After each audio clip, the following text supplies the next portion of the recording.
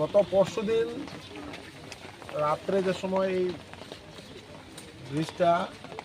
Collapse হয়ে যায়, সঙ্গে সঙ্গে আমার কাছে খবর আসে এবং আমরা মাননীয় মুখ্যমন্ত্রী মহোদয়ের সঙ্গে আলোচনা করি এবং আলোচনা করার পর সঙ্গে সঙ্গে মুখ্যমন্ত্রী মহোদয়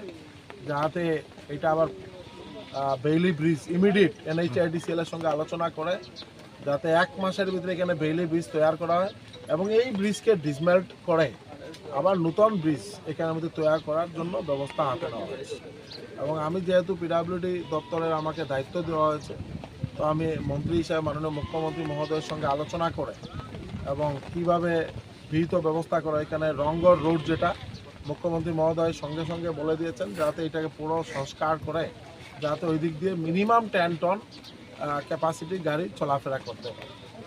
আরও যদি আমরা মানে ইমিডিয়েট যাতে আমরা সবাই মিলে সহযোগিতা সবার লাগবে এবং এইখানের মধ্যে অনেকে অনেক অভিযোগ করেছেন এবং আমি অলরেডি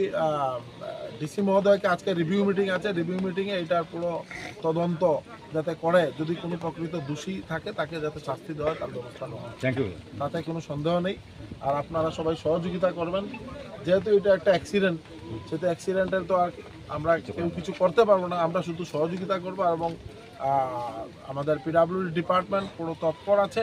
বা আমাদের মাননীয় মুখ্যমন্ত্রী মহোদয়ের পুরো নির্দেশ আছে যাতে খুব তাড়াতাড়ির মাধ্যমে এই ব্রিজটাকে আমরা আবার পুনরায় চালু করার ব্যবস্থা করা হয়, নতুন ব্রিজ যাতে এখানে হয় তার জন্য ব্যবস্থা আছে। অস্থায়ী সেতুটা আপনি বলছেন 1 মাস সময় লাগবে, গতকালকে বলা হয়েছে 20 দিনের মধ্যে সম্পূর্ণ হয়ে যাবে। 20 দিন হোক 1 মাস হোক, আমি জানি যে মিনিমাম 20 to 1 মান্থের ভিতরে করবে NHIDCL যদি করে। আর যদি অন্যান্য ডিপার্টমেন্ট আমরা অন্য ইয়েতে করলে এটা একটু সময় লাগতে পারে, কিন্তু NHIDCL এর গৌরাঙ্গজির সাথে আমার আলোচনা হয়েছে এবং উনি নিজে বলেছেন যে উইদিন 1 মান্থ, এটা 20 দিনে হতে পারে বা আমরা 1 মাসের ভিতরে, মানে ম্যাক্সিমাম টাইম লিমিট 1 মাসের ভিতরে হবে। এবং আমরা 20 জুলাইয়ের ভিতরে গেমন সেতু আবার পুনরায় চালু হবে।